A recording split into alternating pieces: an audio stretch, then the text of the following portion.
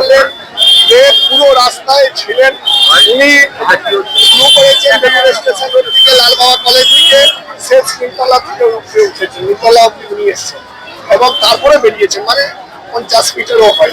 তো মানুষের আবেগ ভালোবাসা পেয়েছি এবং দেব কথা দিয়েছেন আবার আসবেন। আমি তো এর আগেও নিয়ে এসেছিলেন, জিতও এসেছিলেন।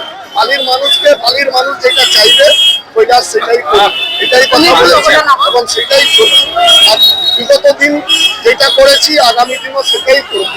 তো বালির মানুষ জানে কৈলাস যখন বালির মানুষ বলবে যে আমাকে দুদিন পরে আবার দেব চাই, কৈলাস নিজের প্রাণ দিয়ে বলে দেবকে নিয়ে আসবে। দেব আসার আগে আর দেব আসার পরে, দেব আসার আগে আর দেব আসার পরে ফারাকটা কতখানি হলো, মানে জেতার ব্যাপারে কতখানি আরো বেশি নিশ্চিন্ত হলেন? দেব আমাদের দলের সাংসদ আছেন, বাংলার সন্তান আছেন এবং বাংলার বিরুদ্ধে যারা আছে, বাংলার মাটি বাংলার ভাষা বিরুদ্ধে যারা আছে তাদেরকে জবাব দিতে দেব মতন হাজার হাজার বাংলার সন্তান তৈরি আছে। তাই দেবদা এসছে, ভাবছি ভালোবাসা আশীর্বাদ বাড়ছে, আর অনেকটা আসবেন, দেখুন একটা করে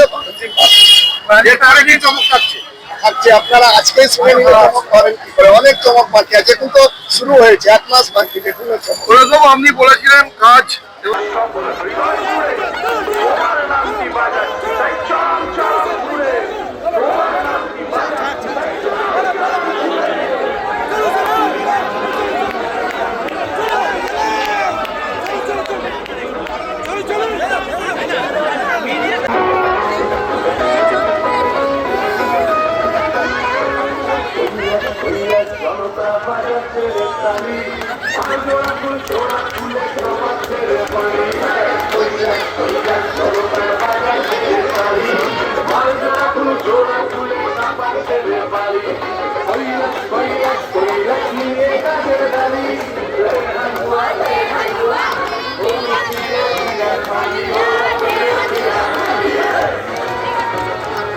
দাদা একটু হাতটা সরাও।